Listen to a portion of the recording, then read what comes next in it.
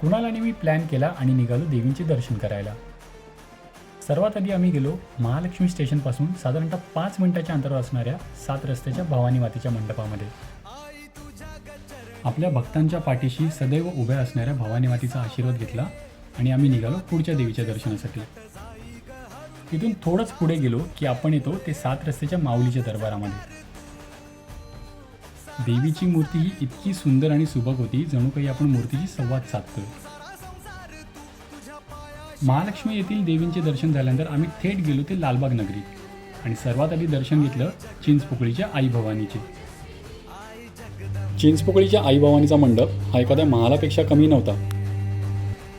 चिंचपोकळीच्या दर्शनानंतर आम्ही गेलो ते तेजुकाईच्या माऊलीच्या मंडपामध्ये.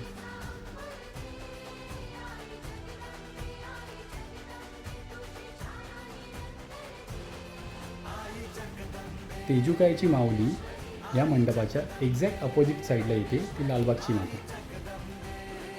मंडपामधील संपूर्ण कलाकृती आणि देवीची मनमोहक अशी मूर्ती पाहून मन अगदी प्रसन्न होऊन जाते. तुम्ही यापैकी कुठल्या मंडळाला व्हिजिट केली आहे हे कमेंट करून नक्की सांगा.